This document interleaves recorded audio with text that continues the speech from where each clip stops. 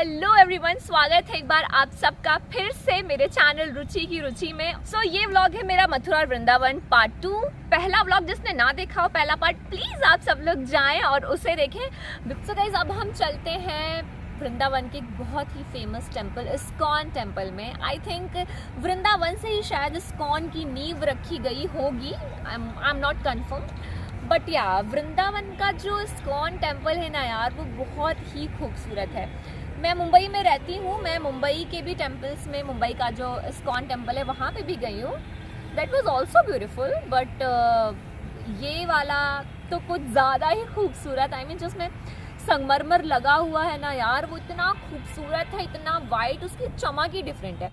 तो दोस्तों, इस्कॉन मंदिर का एक और नाम है जिसको हम एक और दूसरे नाम से जानते हैं, वो है श्री कृष्ण बलराम मंदिर। दोस्तों, ये मैं पहुंच गई हूँ वृंदावन के इस्कॉन टेम्पल में, and this temple is so beautiful. I mean पत्थर की इतनी अच्छी कार्विंग हो रखी है इसमें कि मैं क्या ही बताऊँ आपको। मैं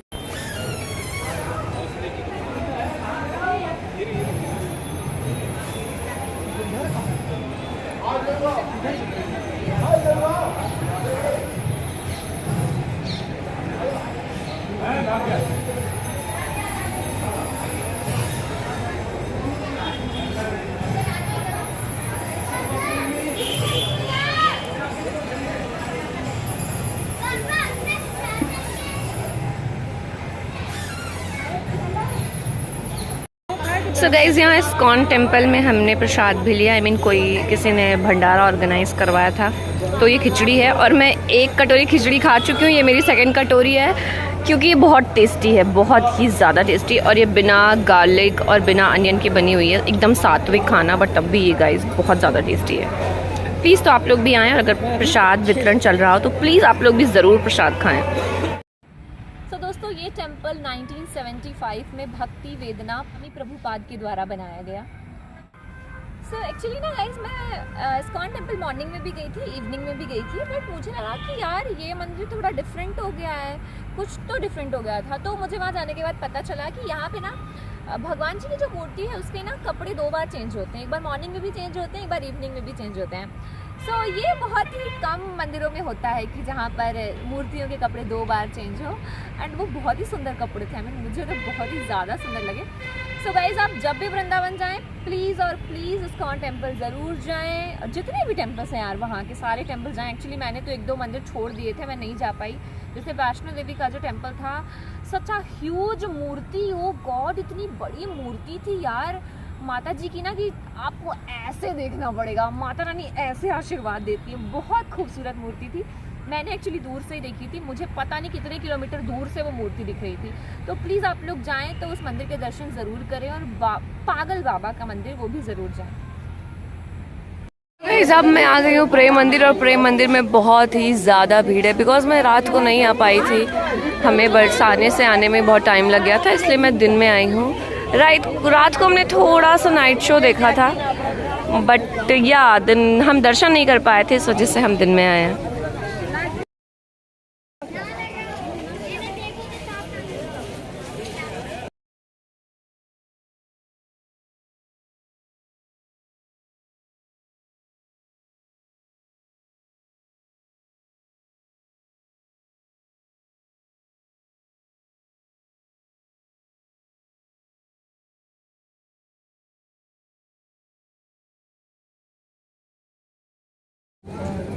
गाइस, यहाँ आपको कान्हा जी राधा के साथ और कान्हा अपनी खूबियों के साथ नृत्य करते हुए दिख जाएंगे। ये स्वचलित झांकियाँ हैं जो कि इस टेम्पल की बहुत फेमस झांकियाँ हैं।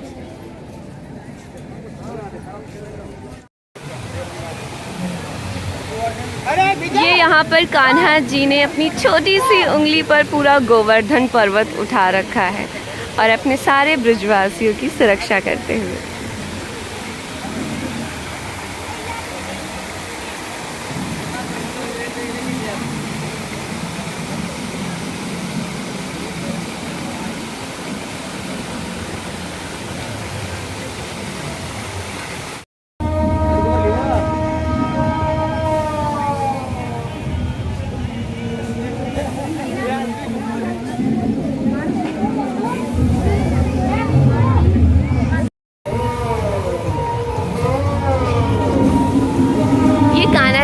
यशोदा मैया को परेशान करते हुए सबको अपने पीछे पीछे भगा रहे हैं। देखिए कितने शैतान थे हमारे कान्हा जी बचपन में। और ये वहाँ पे कान्हा जी चोरी से माखन खाते हुए ऊपर।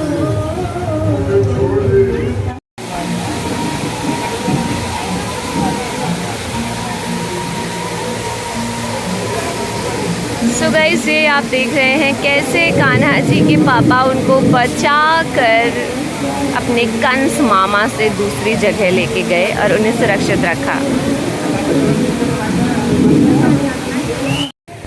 और गाइस, आई थिंक ये नज़ारा दुनिया का सबसे खूबसूरत नज़ारा होता है, राधा और मोहन को एक साथ देखना झूले में। सो ये झांकी देखकर आप देख सकते हैं कि कितना सुंदर लग रहा है, कितना अच्छा लग रहा है। अब चलते हैं वृंदावन की एक बहुत ही रहस्यमय जगह पर। लोगों को ना 100 क्वेश्चंस होते हैं इस जगह को लेकर कि एक्चुअल में इसकी स्टोरी क्या है, ये कौन सी जगह है, कैसा जंगल है, भूतिया है, प्रेत है, पता नहीं क्या क्या। बट एक्चुअली ये कान्हा जी और राधा के प्यार की निशानी है। कान्हा जी अपनी गोपियों से, अपनी राधा से कितना प्यार करते थे, ये उस चीज़ की निशानी है। आप अभी भी जाओगे ना तो वहाँ का जो मैंने गाइड किया था उसने मुझे बताया कि आपको जो भी 4 अगर ट्रीज दिखेंगे ऐसे ऐसे सब लिपटे होते हैं। अगर कोई 4 ट्रीज दिख रहे हैं तो इट मीन्स कि वो एक कान्हा जी हैं और उनके साथ में उनकी गोपियां हैं। अभी मैं आगे वीडियो में दिखाऊंगी। एक्चुअली मैंने वो पेड़ की वीडियोग्राफी भी की है। वैसे वीडियोग्राफी करना अलाउड नहीं था, बट मैंने चोरी चोरी सब कर लिया। और अगर आपको कोई 2 पेड़ दिखते हैं इट मीन्स कि वो राधा और कान्हा जी का जोड़ा है।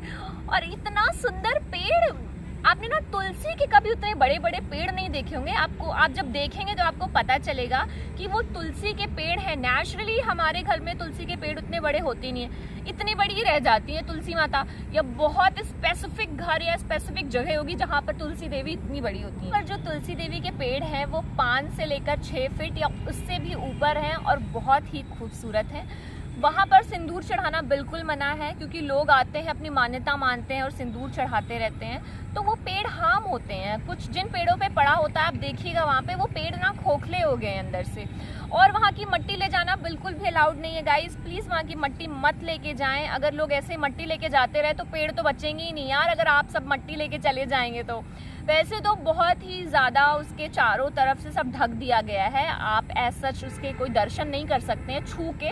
बट हाँ, 1-2 स्टेम्स हैं, 1-2 बेल हैं जो कि मंदिर के अंदर प्रांगण से निकली हुई हैं। आप उन पे मान्यता मान के उन पे अपनी गांठ वांठ जो भी बांधना है वो बांध सकते हैं। जब मैं निधि वन में अंदर ही थी तो मुझे एक टेम्पल मिला। उस टेम्पल में ऐसा कहते हैं कि वो टेम्पल ना रात को राधा रानी के श्रृंगार का वो टेम्पल है। वो बेसिकली इसी चीज़ के लिए फेमस है कि वहाँ श्रृंगार होता है। आप भी जाएंगे तो वहाँ पूजा के लिए आपको श्रृंगार की थाली मिलेगी, चूड़ियाँ मिलेंगी, चुन्नियाँ मिलेंगी उनको चढ़ाने के लिए, सिंदूर, बिंदी। तो ऐसी मान्यता है, ऐसा कहा जाता है कि रोज़ शाम को पंडित जी वहाँ पर पूजा करके जाते हैं और सब कुछ एकदम सेट करके जाते हैं, सिंदूर विंदूर जैसे सजा के। बट जब सुबह मंदिर का गेट खुलता है तो वो सारी चीज़ें बिखरी होती हैं और बाहर मंदिर लॉक रहता है बाहर से, तब भी वो मंदिर अंदर खुल जाता है। और वहाँ के जो आसपास के लोग हैं उन्होंने भी बताया कि वो कभी अपनी खिड़कियाँ खोल कर नहीं सोते हैं, क्योंकि कान्हा जी और राधा रानी उनकी अपनी गोपियों के साथ वहाँ पे रास लीला करते हैं, वहाँ पे डांस करते हैं, खूब मस्ती मौज करते हैं। और हम ह्यूमंस की इतनी हिम्मत नहीं कि हम भगवान को देख सकें, इसलिए वो लोग बंद करके रखते हैं अपनी खिड़कियाँ। कुछ लोगों को तो आवाज़ भी सुनाई दी है घुंघरुओं की या चलने की, डांस हो रहा है।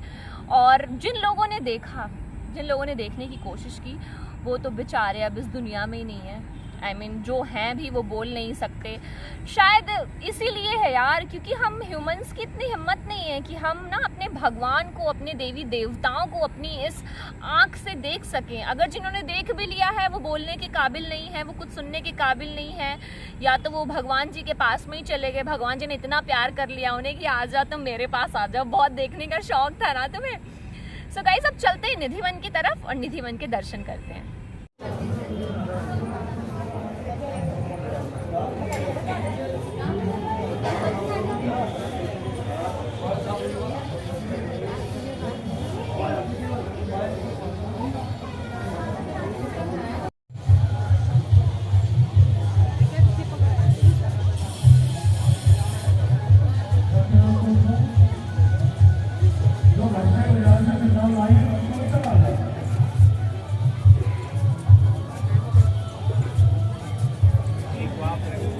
सो गाइस आप ये देख रहे हैं, एक्चुअली पहले ऐसा नहीं था, पहला ये पूरा क्लोज़ नहीं किया गया था, बट अभी ये निधि वन पूरा क्लोज़ कर दिया गया है। आप सिर्फ बाहर से देख सकते हैं। और बिकॉज़ इसको लोग इसकी पत्तियां तोड़ने लगे थे और सारी चीज़ें करने लगे थे। सो आप ये जो पेड़ देख रहे हैं गाइस, ये सारे पेड़ तुलसी के हैं। आई मीन क्या आपने कभी इतने बड़े तुलसी के पेड़ देखे हैं? बट जी हाँ, निधि वन में ये सारे बड़े बड़े से पेड़ आपको दिख जाएंगे और ये सब तुलसी के पेड़ हैं। ये एक में एक ऐसे लपटे हुए हैं। जैसा कहते हैं कि आई मीन ये जो पेड़ की शाखाएं हैं, अगर आप पेड़ की शाखाएं देख रहे हैं, कोई दो शाखाएं एक दूसरे के साथ बनी हुई हैं तो वो राधा और कृष्ण का जोड़ा होता है। और अगर कोई एक साथ चार शाखाएं जुड़ी हुई हैं तो वो गोपियों और कृष्ण का जोड़ा होता है। दिस इज सो ब्यूटीफुल है।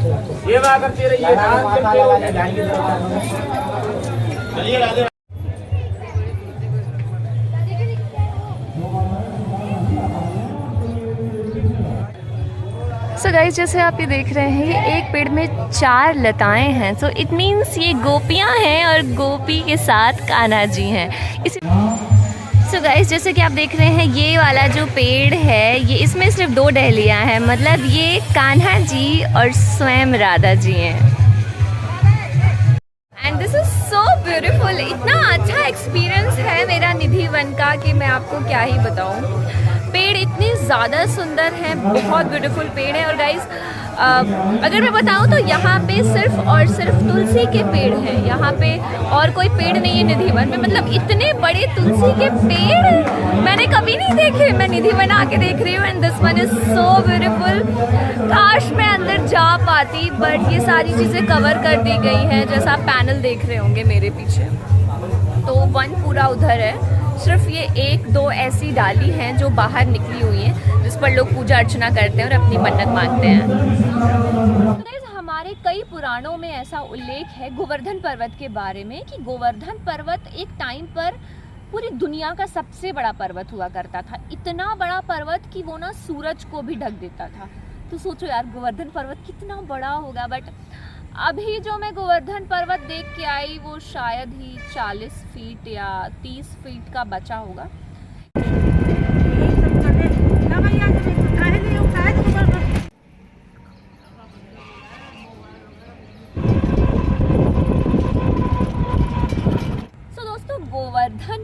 गोवर्धन एक ऐसी जगह है जो कृष्ण जी की लीला स्थली है। कृष्ण जी ने जितनी भी लीलाएं की हैं, बहुत ढेर सारी लीलाएं की हैं, तो एक गोवर्धन पर्वत की लीला भी उनकी बहुत ही फेमस है। उन्होंने अपनी ब्रिजवासियों को इंद्र जी के प्रकोप से बचाने के लिए गोवर्धन पर्वत को अपनी छुट वाली उंगली से छुटकी उंगली पे खड़ा कर दिया था, उठा लिया था। ओ गॉड, कितनी ज़्यादा पावर रही होगी उनके अंदर।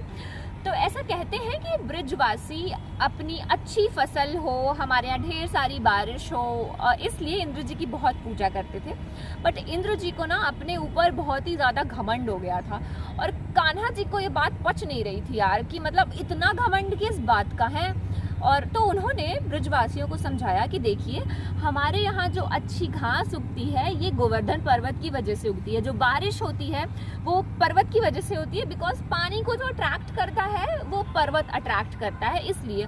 और हमारे यहाँ की जो गायें हैं, जो बकरियाँ हैं, जो बैल हैं, ये जो अच्छी घास खाती हैं ये गोवर्धन पर्वत की खाती हैं, तब वो हमारी इतनी हेल्प करती हैं काम करने में, इतना अच्छा दूध देती हैं, मैं माखन दही खाता हूँ। तो हमें इंद्र जी की नहीं, हमें पूजा करनी चाहिए गोवर्धन जी की। तो सब लोगों ने सोचा, पहले तो सब लोग बहुत ही डाउट में थे कि कहीं इंद्र जी गुस्सा ना हो जाए, बट तब भी सबने कान्हा की बात मान ली और सब गोवर्धन जी की पूजा करने चले गए। इंद्र जी एक्चुअली में बहुत ज़्यादा गुस्सा हो गए। उन्होंने कम से कम 1 हफ्ते तक लगातार बारिश की, पूरे ब्रजवासियों का एकदम जीना हराम कर दिया था इंद्र जी ने। तो उसके बाद कान्हा जी ने क्या किया, कान्हा जी ने सोचा कि मैं इस गोवर्धन को ही ना अपनी उंगली पर उठा लूँ और सबको इसके नीचे एकदम सुरक्षित खड़ा कर दूँ। तो उन्होंने गोवर्धन पर्वत को अपनी छोटी उंगली पर उठाया और सबको उस पर्वत के नीचे ले आए और उन्होंने फिर से एक बार बोला कि देखा आपने, इंद्र जी कुछ भी नहीं कर पाए, आपको अगर किसी ने बचाया है तो वो आपके गोवर्धन पर्वत ने बचाया है। तब से गोवर्धन पर्वत की पूजा होना स्टार्ट हो गई और दिवाली के कुछ दिन बाद ही, शायद या दिवाली के सेकेंड डे गोवर्धन जी की पूजा होती है, जो कि अपने इंडिया में बहुत ही फेमस है। लोग बहुत पूजा करते हैं गोवर्धन जी की और वहाँ की परिक्रमा भी करते हैं। तो गाइस ऐसा कहा जाता है कि जब कान्हा जी ने गोवर्धन पर्वत को अपनी छुटकी वाली उंगली पर उठाया था तब वो सिर्फ और सिर्फ 13 ईयर्स के थे। आई थिंक 13 ईयर्स 7 मंथ और 2 डेज ऐसा कुछ है एग्जैक्ट उनका कि वो इतने ईयर्स के थे। और पूरे 7 डेज तक उन्होंने गोवर्धन पर्वत को अपनी छोटी उंगली पर उठा रखा था। और एक और स्टोरी इसके आगे मैं बता देती हूँ क्योंकि यार वो स्टोरी बताना बहुत ज़रूरी है, नहीं तो मुझे कलबली मचती रहेगी कि मैंने ये क्यों नहीं बताया। क्योंकि कान्हा जी ने 7 डेज तक छोटी उंगली पर गोवर्धन पर्वत को उठा रखा था तो उन्होंने कुछ खाया नहीं था और कुछ बना भी नहीं था। और जो उनकी मैया थी यशोदा मैया, वो कान्हा जी को एक दिन में 8 बार खाना खिलाती थी। तो जब बारिश शांत हो गई 7 दिन के बाद, तो जब कान्हा जी वापस घर जा रहे थे तो यशोदा मैया ने उनके लिए 56 भोग बनाए। 56 मतलब आप 8 into 7 कर लीजिए, 8 बार खाना खाते दिन में और 7 दिन तक नहीं खाया तो एक साथ आप इसको करेंगे तो वो 56 भोग का खाना होता है। जो कान्हा जी को 56 भोग का खाना बहुत ही फेमस है चढ़ाना या कान्हा जी को ये खिलाना, तो गाइज ये वही 56 भोग का खाना है जो कान्हा जी 7 दिन बाद गोवर्धन पर्वत से वापस आकर खाए थे। तो दोस्तों गोवर्धन परिक्रमा करते समय ही आपको एक बहुत इंपॉर्टेंट और चीज़ मिलेगी जिस जगह का नाम है मानसी गंगा। मानसी गंगा एक्चुअली वो गंगा जी ही है बट उनका नाम मानसी गंगा है। वहाँ पे उन्होंने मानसी गंगा बोला जाता है इसलिए क्योंकि वो जो गंगा जी हैं वो कान्हा जी के मन से प्रकट हुई थी। ऐसा बोलते हैं कि कान्हा जी ने मन से गंगा जी को याद किया था और वहाँ पर गंगा जी प्रकट हो गई थी, इसलिए उस जगह का नाम मानसी गंगा रखा गया है। तो अगर आप गोवर्धन परिक्रमा कर रहे हैं तो प्लीज़ आप लोग वो मानसी गंगा के दर्शन ज़रूर कीजिए। गोवर्धन परिक्रमा 2 परिक्रमा है, एक बड़ी परिक्रमा है, एक छोटी परिक्रमा है। आप छोटी परिक्रमा करेंगे तब आपको मानसी गंगा मिलेंगी। प्लीज़ आप उसके दर्शन ज़रूर करें यार, क्योंकि मैं सिर्फ बाहर से ही कर पाई, आधी जगह तो मैंने छोड़ ही दिया है, मैंने सिर्फ बाहर से दर्शन किए हैं। छोटा सा उसका एक स्पॉट था जो कि मेरे जाने के एरिया में पड़ा था, तो मेरे ऑटो वाले ने बोला कि मैडम जी ये मानसी गंगा का छोटा सा एरिया है, आप दर्शन कर लीजिए। तो मैं उतर के दर्शन करी और मैंने थोड़ा सा वीडियो बनाया, जो वीडियो आप देख रहे हैं आगे। गाइज ये जो प्रांगण में देख रहे हैं ये मानसी गंगा है, बट मैं अंदर नहीं जा पाई टेंपल के बिकॉज मेरी ट्रेन थी, सो मैंने बाहर से दर्शन कर लिए जब मैं छोटी परिक्रमा कर रही थी। तो सो आप सभी दर्शन करें मानसी गंगा के। दोस्तों मानसी गंगा के बारे में ये कहना है कि मतलब मानसी गंगा में स्नान करना इतना इम्पोर्टेंट है ना कि अगर आप 10 अश्वमेघ नहीं उससे भी ज़्यादा अगर आप हज़ारों अश्वमेघ यज्ञ भी करवा देते हैं ना और एक बार मानसी गंगा में नहा लेते हैं तो इतनी इम्पोर्टेंस है मानसी गंगा की। हमारी जो नॉर्मल गंगा है उनसे भी कहीं ज़्यादा इम्पोर्टेंट है ये मानसी गंगा। ऐसा बोलते हैं कि एक बार कान्हा जी और पूरे ब्रजवासी सब ने ये इच्छा जाहिर की कि ना गंगा जी नहाने चलते हैं, बिकॉज यमुना जी तो वहीं पास से ही बहती हैं, तो गंगा जी नहाने चलते हैं। सब चल दिए भाई घूमने और ये लोग थक गए, गोवर्धन जी के पास जाके रुक गए और रात हुई तो कान्हा जी सोच रहे थे कि यार सारे धाम तो यहाँ पे हैं, ब्रिज में हैं, तब भी ये मेरे ब्रिजवासी इतना बाहर क्यों जा रहे हैं। तो उन्होंने सोचा कि अब मैं क्या करूं, क्या स्ट्रेटेजी करूं। उन्होंने ना मन से मतलब गंगा जी को याद किया कि काश गंगा जी यहाँ होती, इतने धाम है तो एक धाम और हो जाता। उनके बोलते ही मानसी जी शायद उनके पैरों से निकली थी, ऐसा मैंने सुना है। और बस जब मॉर्निंग में सबने आंख खोली तो वहाँ पर गंगा बह रही थी, गंगा जी का एक बड़ा सा तालाब था। तो सबने कहा भी सुबह तो यहाँ रात में तो कुछ नहीं था, अचानक से कैसे हो गया। तो कृष्ण जी ने बताया कि ब्रिज कितना इम्पोर्टेंट है, उन लोगों को ये बताया कि ब्रिज की इम्पोर्टेंस, आप जहाँ पर रहते हैं वो जगह इतनी इम्पोर्टेंट है कि आप जो चीज़ चाहेंगे यहाँ पर वो चीज़ हो जाएगी। सो मानसी गंगा की उत्पत्ति वहाँ पर इस प्रकार हुई और तब से लोग वहाँ पर नहाने जाते हैं और रोज़ शाम को रोज़ रात में वहाँ पे आरती होती है और दीप का प्रज्वलन होता है। दोस्तों गोवर्धन परिक्रमा के टाइम ही आपको एक और बहुत ही इम्पॉर्टेंट चीज़ दर्शन करने के लिए मिलेगी जो है कुसुम सरोवर। कुसुम सरोवर एक्चुअली बहुत ही चीज़ों के लिए फेमस है। एक तो अपनी ब्यूटी के लिए, यार इतना खूबसूरत है कुसुम सरोवर। एक झलक मैंने उसकी देखी ना दूर से तो मुझे लगा क्या हम जयपुर पहुंच गए, मतलब उदयपुर का किला या वैसा कुछ लग रहा था। तो मैंने ध्यान से देखा, मैंने कहा भैया ऑटो रोको। तो हमने वहाँ पर देखा कि वो कुसुम सरोवर था। एक्चुअली मैंने अपनी डायरी में भी लिखा हुआ था कि विजिट करने वाली कौन सी प्लेस है, तो वहाँ पर कुसुम सरोवर भी लिखा था। और फिर जब मैंने देखा कि ये कुसुम सरोवर है, इतना खूबसूरत था वो। हम तो दोपहर टाइम पे गए थे, तो दोपहर टाइम पे वो खुला नहीं था तो हमने बाहर से दर्शन किए। मोस्टली पीपल्स जो होते हैं वो बाहर से दर्शन करते हैं कुसुम सरोवर के। कुसुम सरोवर की 2-3 स्टोरियां हैं जो कि बहुत फेमस है। एक तो सब ये कहते हैं कि कुसुम सरोवर में पारस मणि है। पारस मणि की कितनी वैल्यू है आप सब जानते हैं। पारस मणि एक ऐसी मणि है जो कि हमारे नाग देवता, हमारे नाग नागिन की मणि जिनको बोलते हैं, वो पारस मणि। वहाँ पे पंडित बता रहे थे कि ना जाने कितने लोग उस पारस मणि को खोजने के लिए उस तालाब में कूद चुके हैं, उस सरोवर में कूद चुके हैं, पर कोई गूंगा होकर बाहर निकला है तो कोई बहरा होकर, और कोई निकला ही नहीं। ज़्यादातर तो निकले ही नहीं, जो 1-2 बेचारे बाहर निकले भी, वो भी बस किसी तरह बच ही गए हैं। मतलब बचना ना बचना सब बराबर ही है।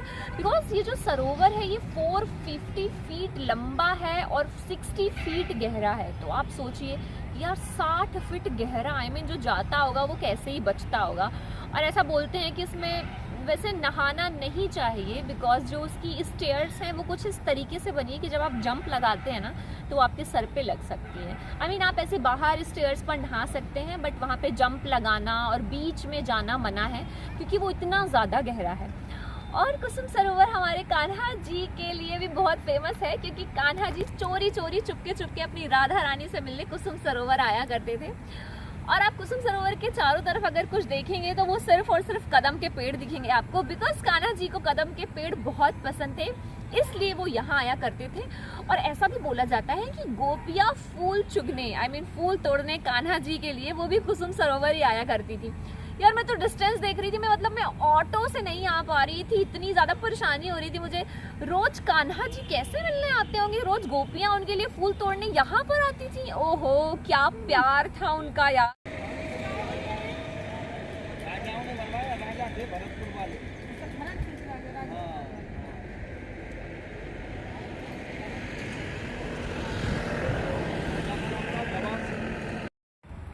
तो दोस्तों अब हम जिनकी बात करने वाले हैं वो हैं हम सबकी फेवरेट, हमारे फेवरेट, कान्हा जी की फेवरेट, राधा रानी फेवरेट।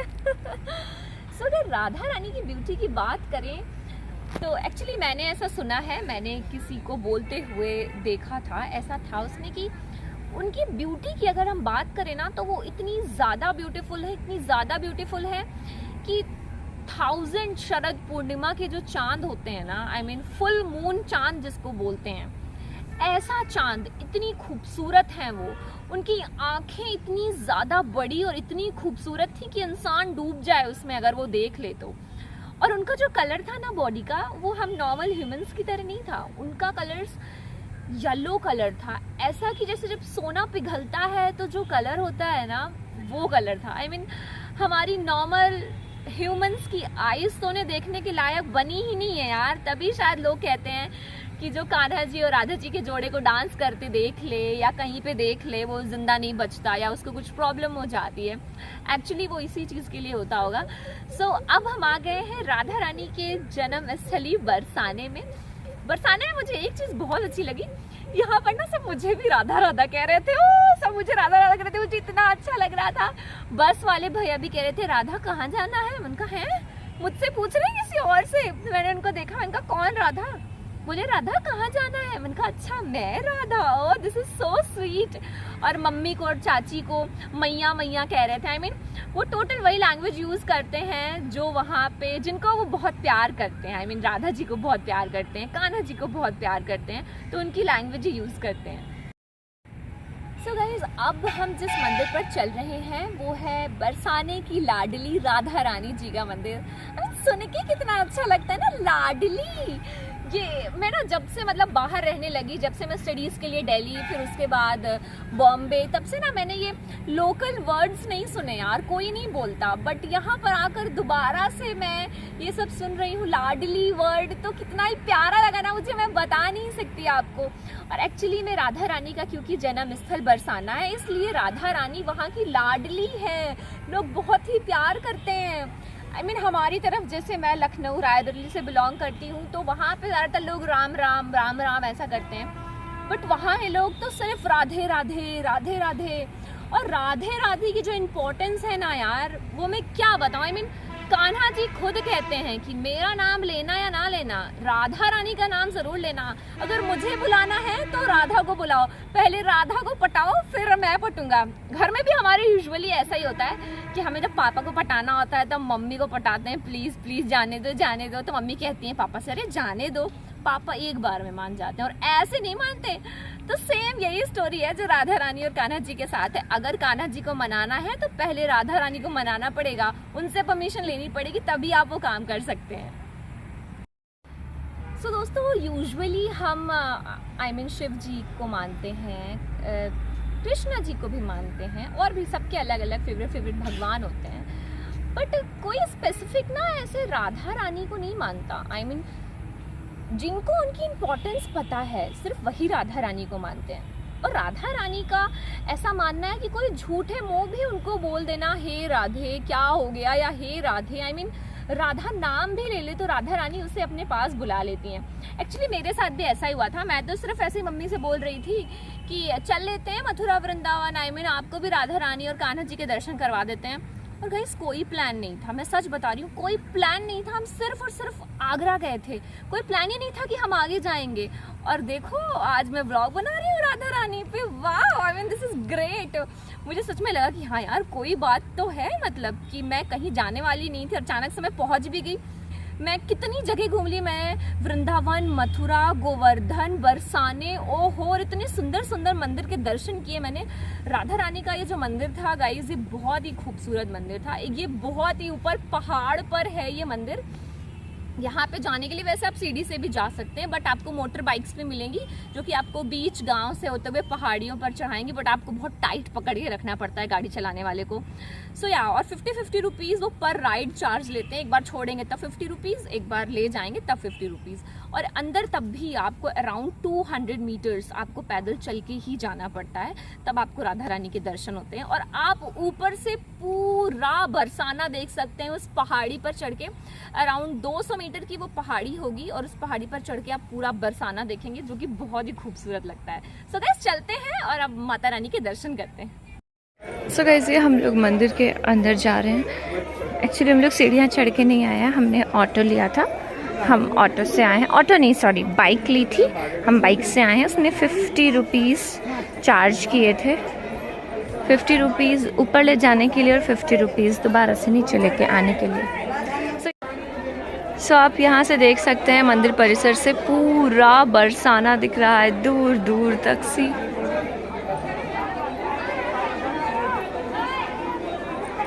श्री लाडली जी महाराज की जय।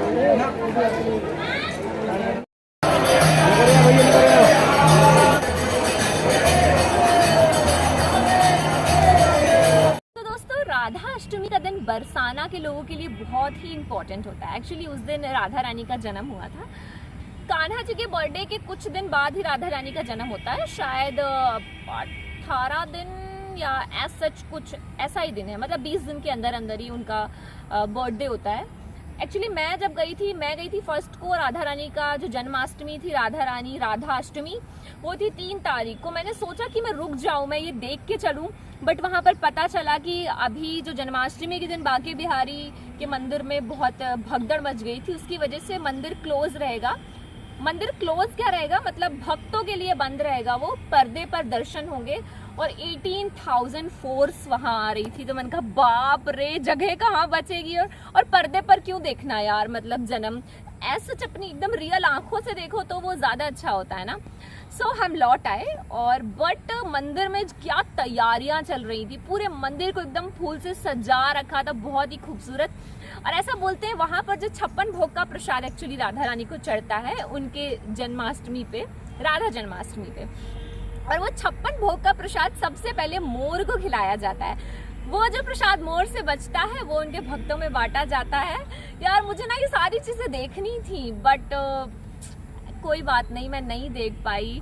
नेक्स्ट टाइम देखने की कोशिश करूंगी। Next time yes, next time. Archana बोल रहे नेक्स्ट टाइम मेरे साथ चलोगे तो नेक्स्ट टाइम पक्का। और गाइस, ये जो लाडली हमारी राधा रानी जी का टेम्पल है, इसमें जो पत्थर यूज हुए हैं वो रेड और वाइट कलर के पत्थर हैं। ऐसा बोला जाता है कि राधा रानी और कान्हा जी के प्रेम का प्रतीक है। तो यार ये सब बातें ना मैं घर आके पढ़ा मैंने। एक्चुअली मुझे रिसर्च करके जाना चाहिए था। मैं सिर्फ ये रिसर्च करके गई थी कि मुझे कहाँ कहाँ जाना है, कौन कौन से मंदिर इंपॉर्टेंट हैं, ये टिक मार्क करके गई थी। बट यार अगर रिसर्च करके जाओ ना, तब वो चीज़ें देखने में ज़्यादा मज़ा आती हैं। तो या जो मैंने देखा वो भी बहुत ज़्यादा खूबसूरत था, बट ठीक है।